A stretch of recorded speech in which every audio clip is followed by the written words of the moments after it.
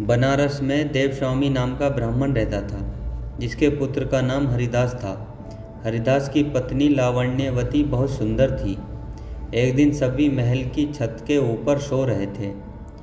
आधी रात के समय गंधर्व कुमार आकाश में घूमता हुआ आया।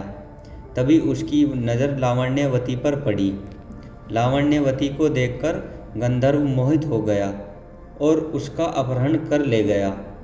जागने पर जब हरिदास ने देखा कि उसकी पत्नी नहीं है, तो उसको बहुत दुख हुआ और आत्महत्या करने को तैयार हो गया।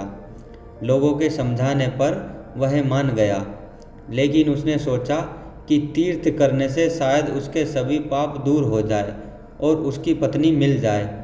वह चलते चलते एक गांव में ब्राह्मण के घर पहुंचा।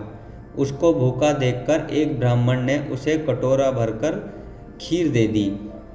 तालाब के किनारे बैठकर खाने को कहा, ताकि उसको हाथ मुंह धोने और प्यास लगने पर पीने को पानी भी मिल जाए। खीर लेकर हरिदास पेड़ के नीचे गया और वहां खीर को रखकर तालाब में हाथ धोने लग गया। उसी समय बाज किसी सांप को लेकर उस पेड़ पर बैठा और जब बाज सांप को खा रहा था, तब सांप के मुंह से जहर टपक कर कटोरे में गिर गया। हरिदास को कुछ पता नहीं था। जब हरिदास खीर खा गया तो उस पर जहर का असर होने लगा और वह तड़पने लगा।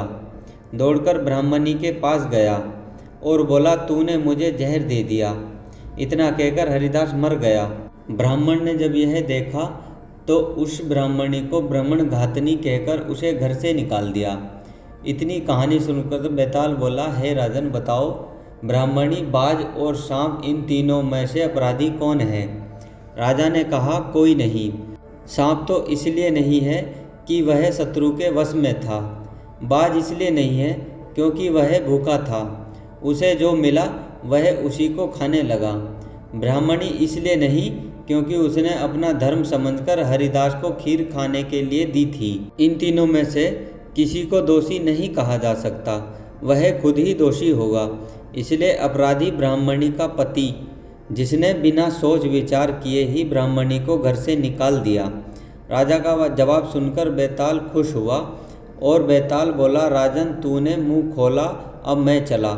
और वापस बेताल पेड़ पर जा लटका। राजा विक्रम उसे फिर से पेड़ से उतार कर लाते हैं और वह फिर अगली कहानी सुनानी शुरू करता है। दोस्तों, आज की कहानी में बस इतना ही। आज की कहानी आपको कैसी लगी कमेंट बॉक्स में बताएं। कहानी पसंद आई हो तो वीडियो को लाइक और चैनल को सब्सक्राइब करें। मिलते हैं नेक्स्ट वीडियो में। जय हिंद दोस्तों।